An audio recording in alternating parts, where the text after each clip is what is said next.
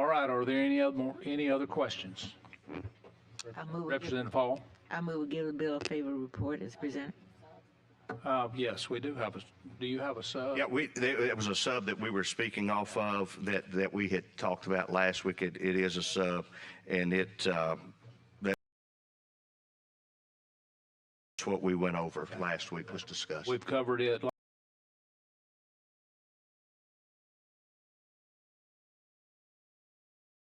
last week. Yes. And this week, and what we've been speaking about today is involved. Second by Representative Soros. All those in favor by saying aye. Aye. Those against, nay. Bill passes with favorable report.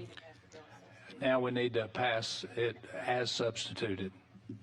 Representative Hall? I move we give it a favorable report. Have a motion. Second by Representative Paramore. All those in favor of favorable report for the bill as substituted by saying aye. Aye. Those against, nay. Bill passes. Thank you. Thank you, Mr. Chairman. Thank you, committee members.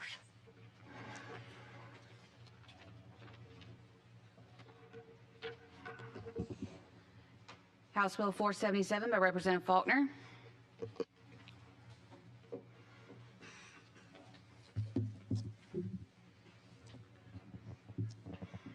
Yes, sir. Representative Faulkner. Thank you, Mr. Chairman. Members, we did have a public hearing on this last week, and I explained the need for why this is being brought, and where our farmers, where they've been suffering, the economics of it, and that the rising cost of health care for them is a major problem and takes a lot of their household income. We know how important agriculture and farming is to this state, and 10 other states have already passed this option that I've brought before this committee and that I want to see this legislature pass. 10 other states have done this, and these health plans have the potential to save 30 to 60% on the cost of health care coverage.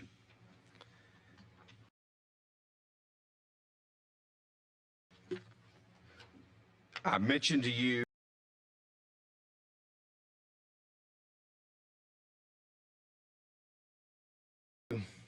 that these 10 other states are not even close to what you had in the bill before you in terms of the regulation, in terms of the comprehensiveness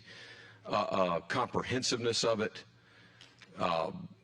This bill before you, with a lot of time and effort in talking to interested parties, trying to address concerns, you have the most comprehensive Farm Bureau plan, and I know the chairman has seen a copy of those other Farm Bureau plans, but I can represent to you, for those of you that have not, that this is by far the most comprehensive.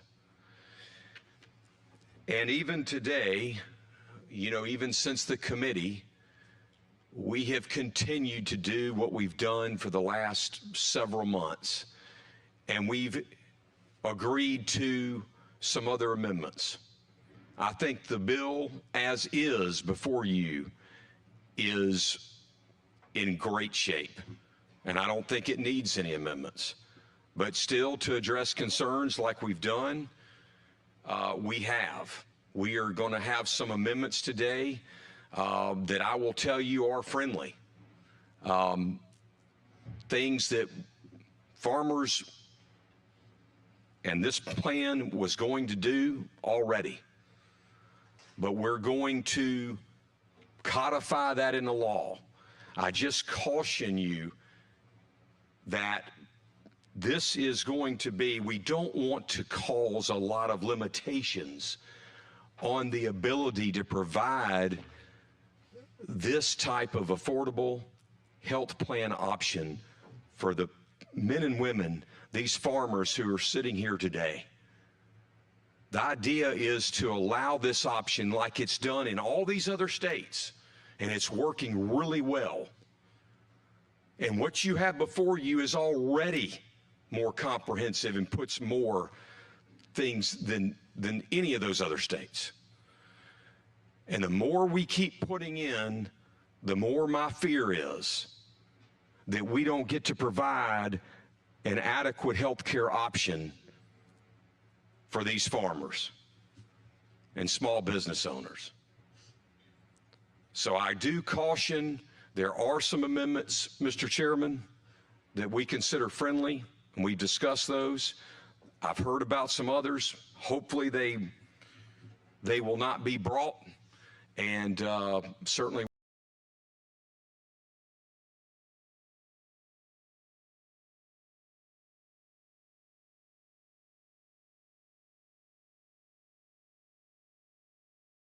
I hope won't pass. I will tell you, because I said it at the last meeting, I am trying to work with hospitals. We did take the language from 3 of their concerns, and it was in the bill. We're adjusting the language for one of those. And we've got an agreed upon amendment, I believe Representative Shirey is bringing with the hospitals. There's still a 4th concern they have that we're working on. I've done that for the last 6 months. I'll continue to do it. And just you can see today by these amendments that I consider friendly that we've been doing and continue to talk and address concerns. But, Mr. Chairman, with that, I will not, I can go into it, or I can stop and let you take it from here. Thank you. Let's do it this way. There are several amendments. Several are agreed upon. Some are contested. And as we get to those, I'm going to give you as much time as you need to rebuttal or whatever there is to that. We've had amendments go in the paint. The ink has just dried on 2 or 3 of them. So they're coming in. So they're in no particular order, which we thought I had made an order or tried to so everybody would know.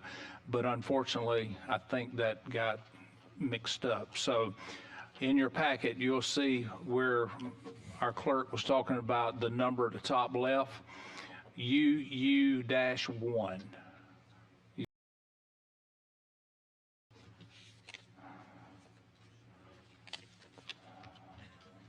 Has everybody found that one? Not yet. Okay. Francis. Last three letters. Last 3, I'm sorry. Your last 3. I have it.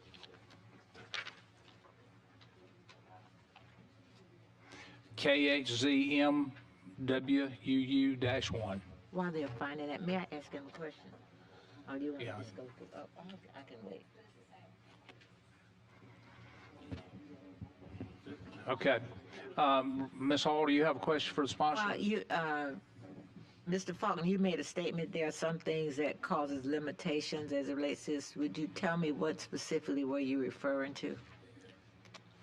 Well, I mean, the more to me, we put into the law, the more regulation, more bureaucracy that we put into a law.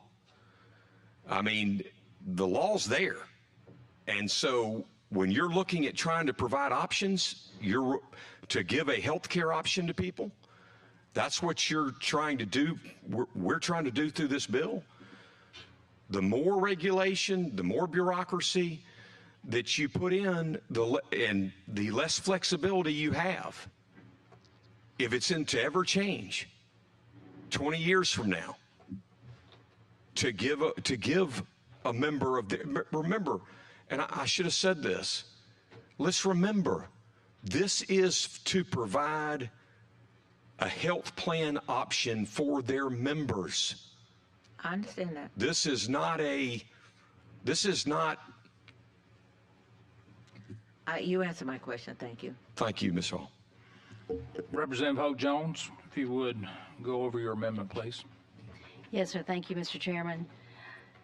This is Amendment UU-1 that requires that the policy itself be sold by an insurance producer who is licensed to sell or solicit accident and health insurance in the state of Alabama, who is actually licensed. Mr. Chairman, if I may, we've, as we said at the last committee meeting, we wanted to clarify that Representative Ho Jones brought up, and we consider this a friendly amendment, and happy to put this clarification in. Thank you. Thank you. All those in favor, or we have a first and a second who made the motion. Representative Jones, Representative Hall makes a second. Any questions? All those in favor by saying aye. Aye. All those against? Bill amendment passes.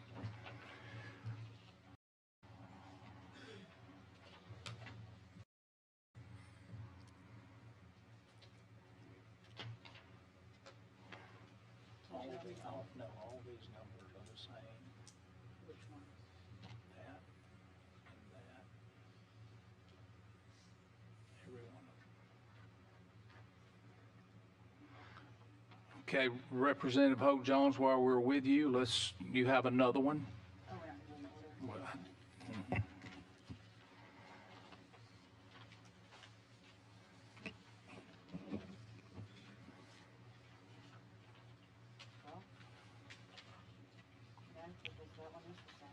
yeah. Actually, these two have the same number. Go to number 7 on the list, the 5B. Thank you, Mr. Chairman. This is UU-1. No, go to number 7 on the list. In the packet. I'm sorry. I got that. Yes, I've got it. I just read the other number out. Sorry about that. 63-1. How's that sound? Yes. Thank you. This will actually require that the health insurance benefit company shall file annually a report with the Department of Insurance no later than March 1st. The report shall include the number of individuals who are provided health benefits by the nonprofit agricultural organization. Representative? Yeah, Mr. Chairman, I do not consider that a friendly amendment. In fact, I don't know that I have that amendment. So I would not consider that friendly. I do not know what the disclosure is, what the basis is for, and why that would be required on a self-funded plan for its members. Representative DuBose? At the appropriate time, I'd like to call for a roll call vote on this. Okay. This just has to do with the filing, the reporting of it in lieu of an audit of any kind, just to report the number of individuals that are actually participating. It would be a good thing. It would be an advertisement thing of the number that are actually utilizing this benefit. Well, I'm not aware of why the Alpha would need to have to disclose this, and we would put that in the law. I don't know that they will be keeping a secret of the people that they insure, but in their member organization. But I do not have that amendment, and do not see a basis to put that in the law. I don't know why a self-funded plan would need to have to do that under the law. Well, And I'm happy to talk with you, of course, about that amendment, because that's not an amendment I have. like I say, there's been a lot going on back and forth all day. But in lieu of any form of audit, this would be something that would be reported to the Department of Insurance. So that is the request for the amendment. I would just say, Mr. Chairman, I have been through the list of what we have here. We have an actuarial opinion that has to be filed. We're requiring them to have reinsurance. I don't know how that protects anybody. I don't, we've got the complaint procedure set up that is substantially similar to what the department has now for any other health company. And I don't know why a disclosure of people on our on our policies is necessary, and I do not know what that's doing in terms of consumer protection.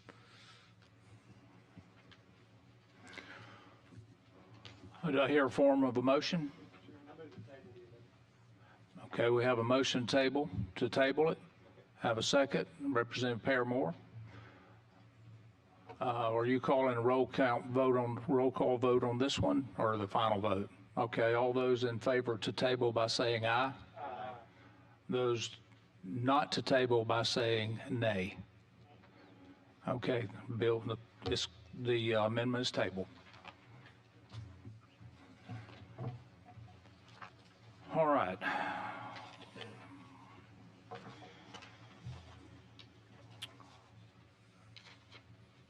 Well, Representative Hope Jones, we have one more, I believe, for you, correct?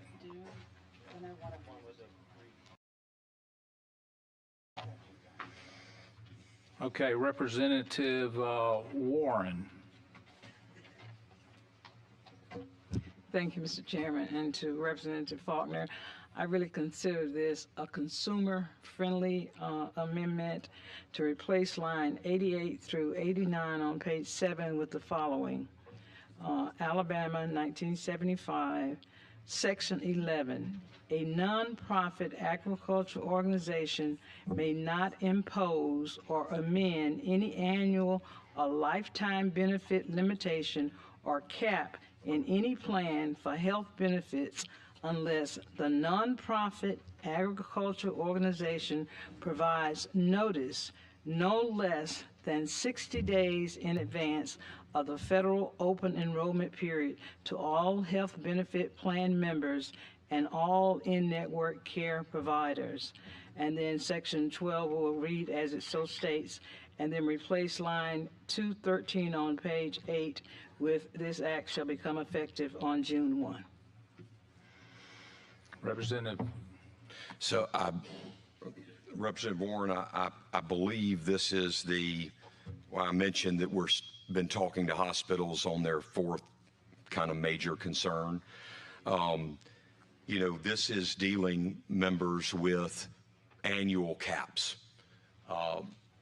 We do not have annual caps in this plan. Any of the Farm Bureau plans that are administered with or affiliated with the Tennessee Farm Bureau, there is no annual cap. There is no intention for this plan to have an annual cap just because it will be partnered with Tennessee Farm Bureau. And none of those plans have caps on health benefit spending. We have been talking with hospitals. This is the fourth one that I want to continue to talk about with them, and I will do that. I commit to do that, but there is no, it's our belief that this is not necessary. I would have liked to have taken all the other friendly amendments, Mr. Chairman. We're good to those. We started off. This is friendly. It's consumer friendly. And Representative Warren, I commit to work, continue to work with this, but I do not think it is necessary.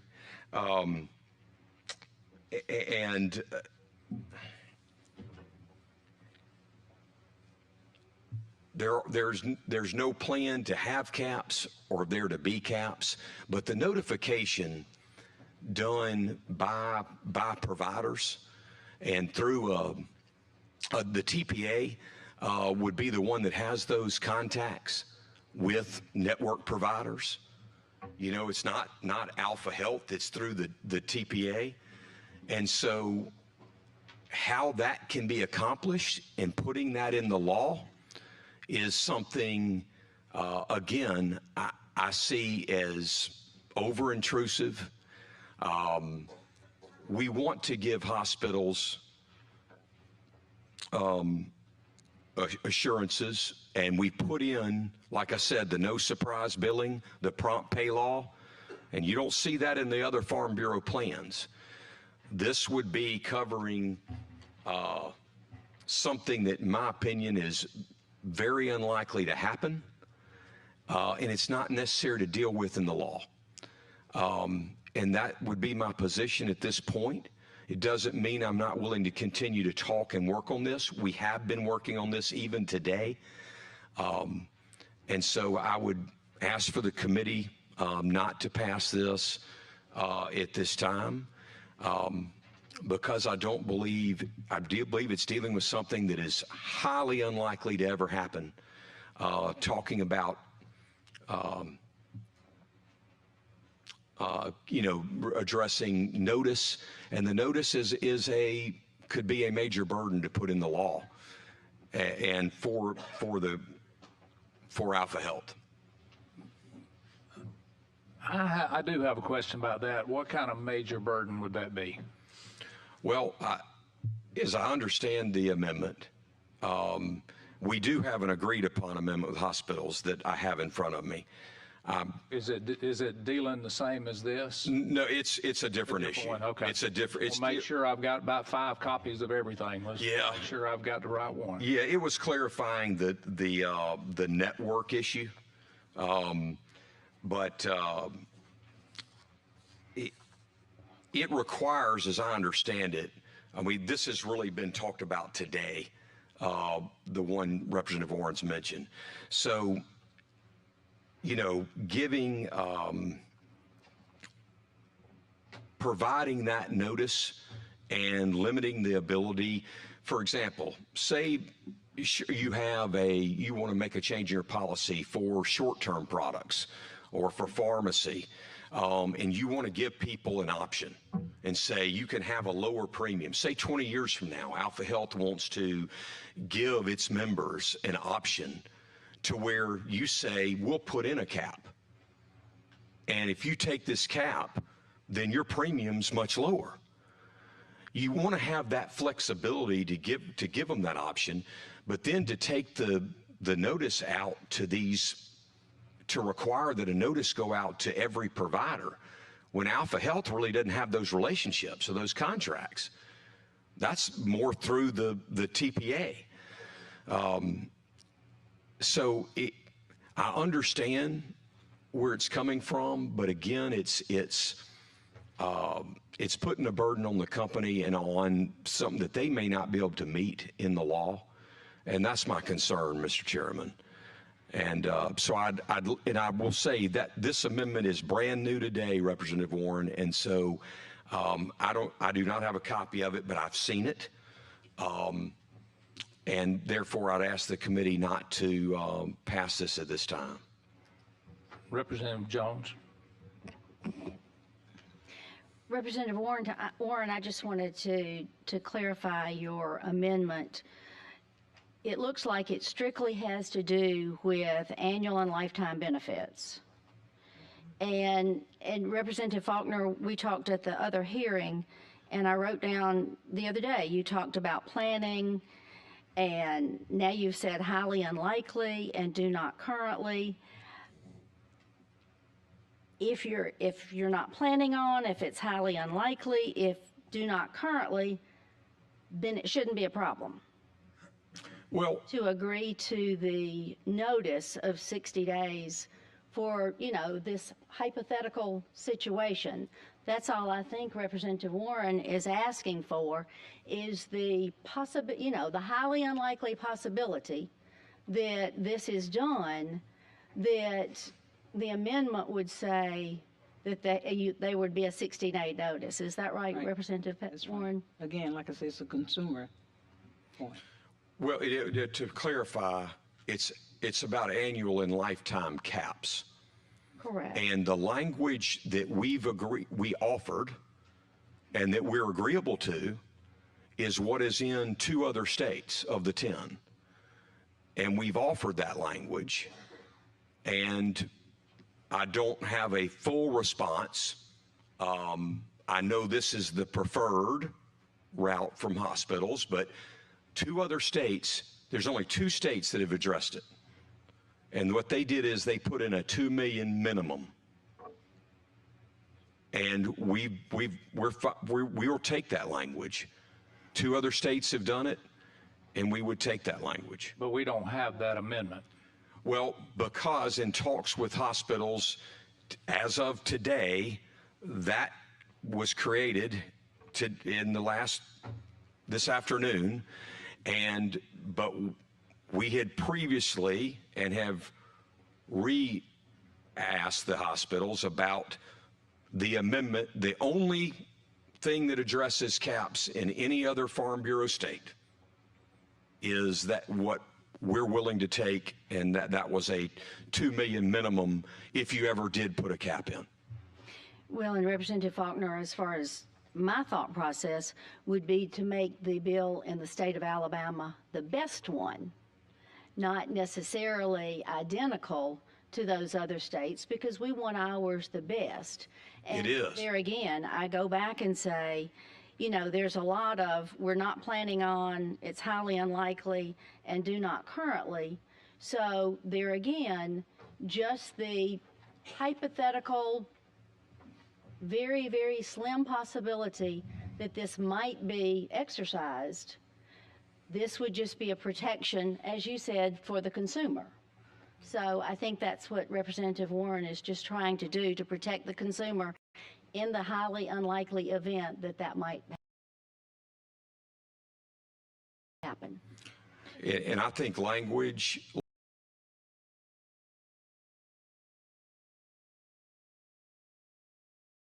like that, maybe we could talk about it being in the contract with the member. But again, I do think this is the best bill. I can tell you it's the most comprehensive, and the only two states that address it didn't do it this way. And those states have hospitals, and those states have legislatures, and the 2 that addressed it did it by saying there's no mention of it. Now in policy, in the contracts, that's a better place for something about notice, but not in our law. I have a motion by Representative Warren, second by Representative Gray. Representative, okay. All those in favor of this? I've got to do the roll call. Okay. Representative Lee? Aye. Representative Lipscomb? Representative Hall? Aye. Representative Sorrells? No. Representative Mooney? No. Representative Warren? Aye. Representative Marcus? No. Representative Gray? Aye. Representative Rafferty? Aye. Representative Paramore? No. Representative Rigsby? No. Representative Holt Jones? Yes. Representative DeBose? No. Representative Shireen? No. Representative Brignyard? No. Fails. Motion fails. All right, next one on the list, Representative Brignyard. I believe you have one. Thank you, Mr. Chairman.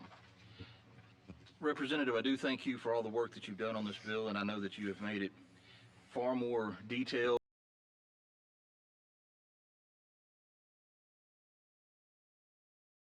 and comprehensive than any of these other states. And in doing that, I hope we're getting a better product for your members, and that's what I care about. I want to make sure that the people in my district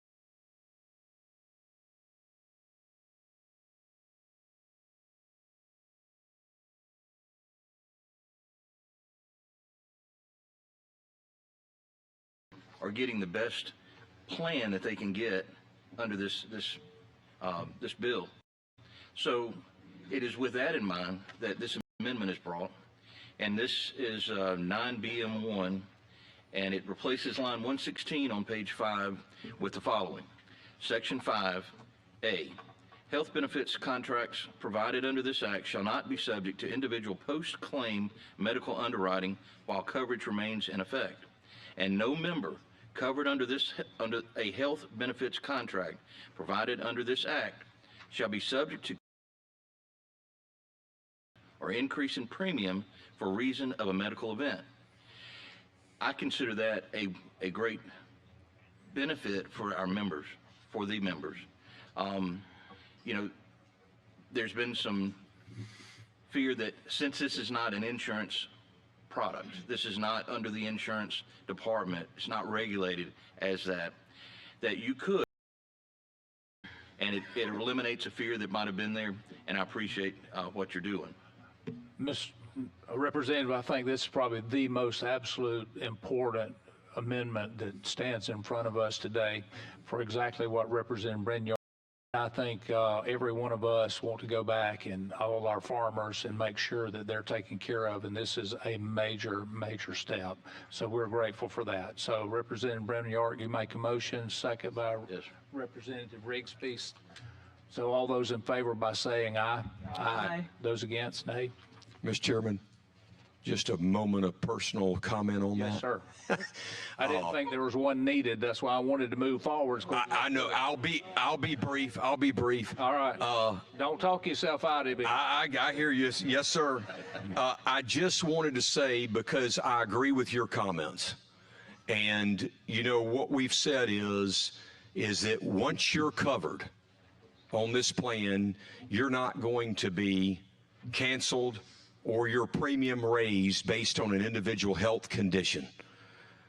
And so I just echo your comments, and that's what this, to people listening, that's what that amendment did by Representative Brenyard, and I thank you for bringing it, and I thank you, members, for those who expressed this concern to us, and happy to take that as a friendly amendment. Yes, thank you.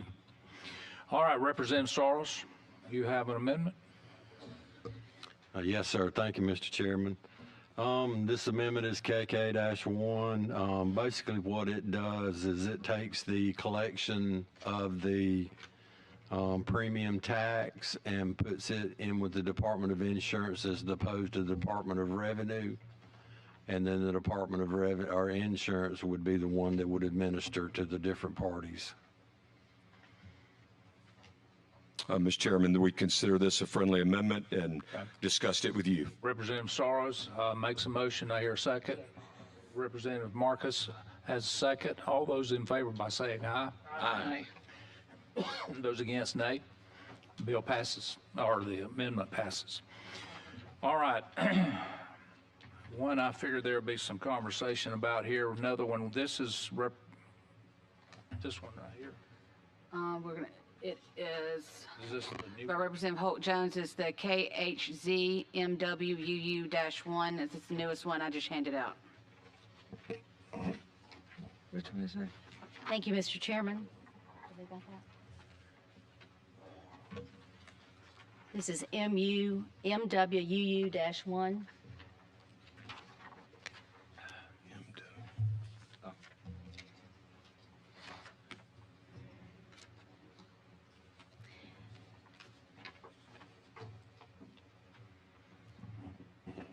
Does everybody have it located? Squared on that. Do you have it? I do not, sir. Well, this was, well, he needs a copy, please.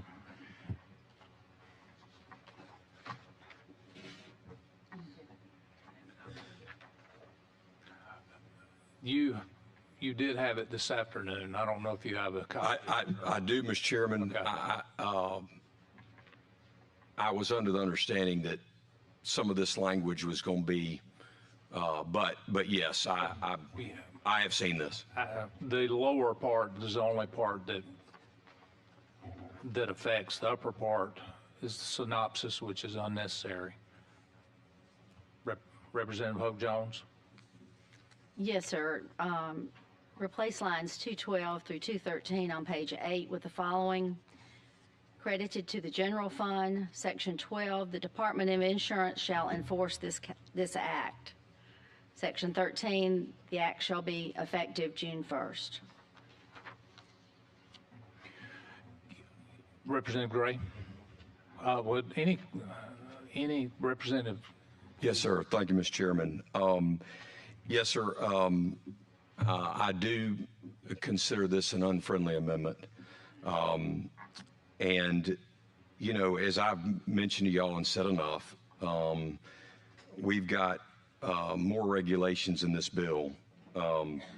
No other state has handed over enforcement of these plans to their insurance departments. We have the opportunity in this bill to follow the path of those others. This is a self-funded plan, and the Alabama Department of Insurance does not regulate self-insured plans. Why would we put that authority over this self-insured plan? There's no government money coming to this plan. I mean, to this.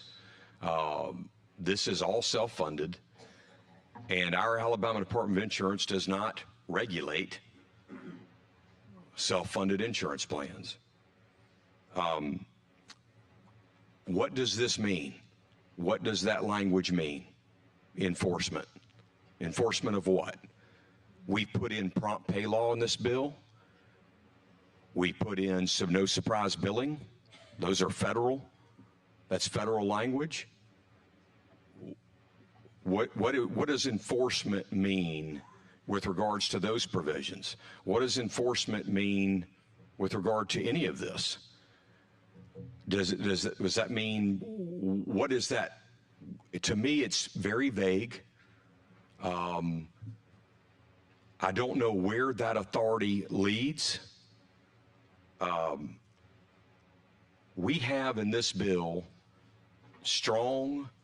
a complaint procedure that allows them to review and comment just like they do with any complaint, the Department of Insurance, any complaint they have with any other health company. It's the same complaint process.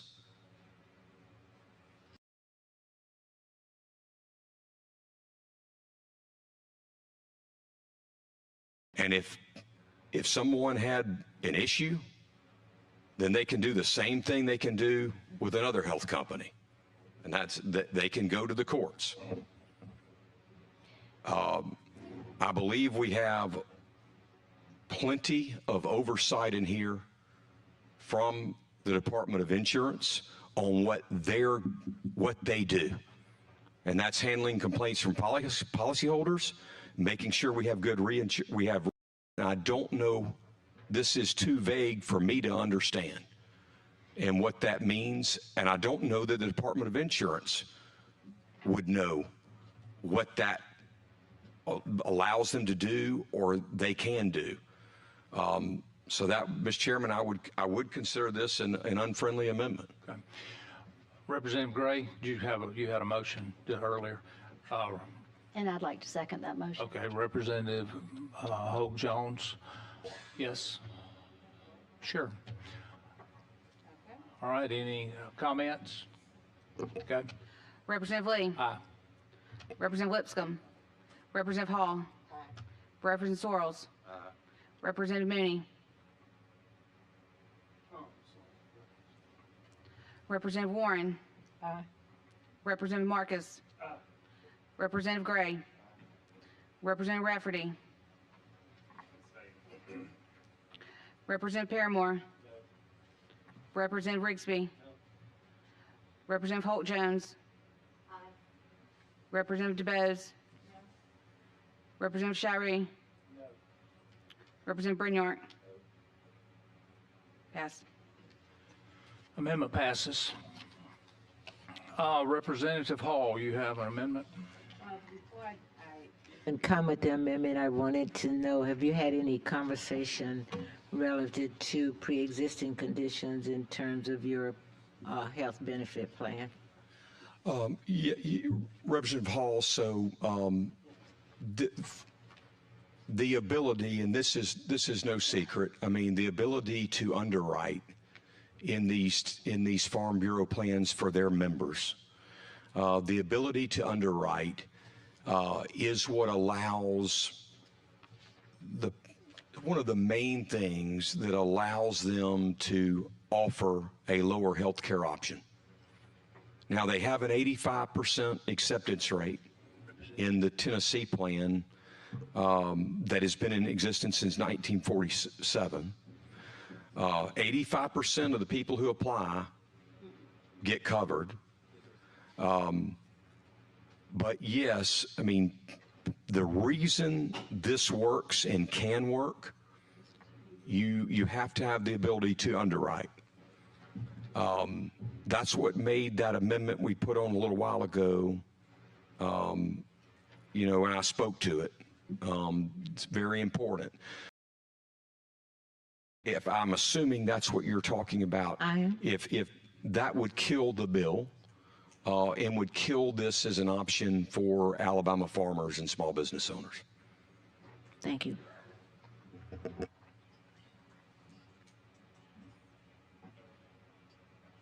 All right, we'll lay that amendment on the table. Representative Shirey, this is the last one that I know of. I think we have, Yeah, yeah. one more, I'm sorry. Representative Shirey. Thank you, Mr. Chairman. This amendment is RW-1. We're going to replace lines 155 through 164 on page 6 with the following. In emergency situations where an out-of-network provider delivers emergency care, the nonprofit agricultural organization shall pay the out-of-network provider one of the following, less the enrollee's in-network cost-sharing amount. 1, the median amount of the nonprofit agriculture organization's in-network rate for a covered service, or 80% of the maximum allowable charge for any service not covered by the nonprofit agricultural organization.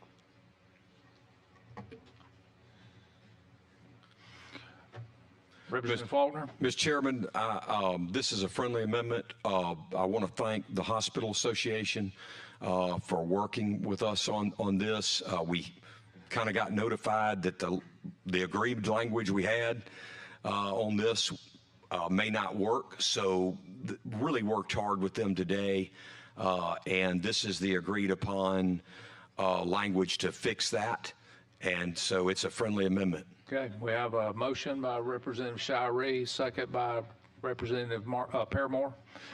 All those any comments? All those in favor by saying aye. Aye. Those against, nay. Amendment passes. All right, now we're the one we're looking for, Representative Rafferty. Thank you, Mr. Chair.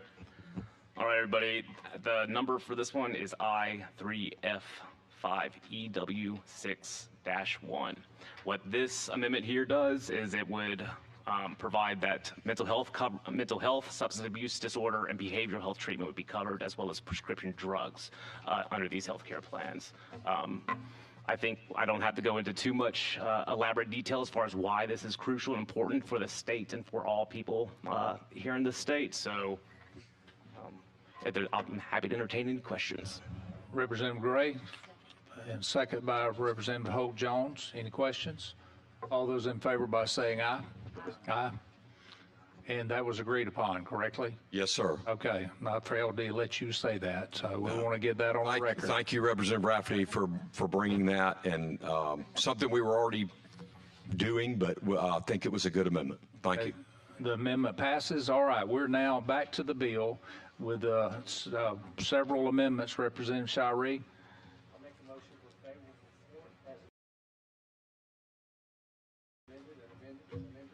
Okay. And we have a first and a second by Representative Paramore.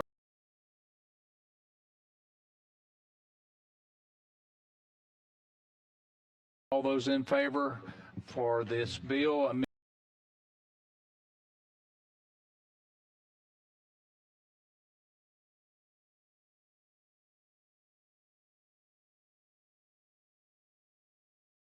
Ended multiple times, happily and not happy in some cases.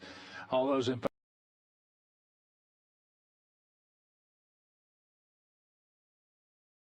favor by saying aye. Aye. Bill passes. Thank you for your work. on this. I think Mr. Chairman, thank you very much, and members, thank you very much. All of you. Thank you.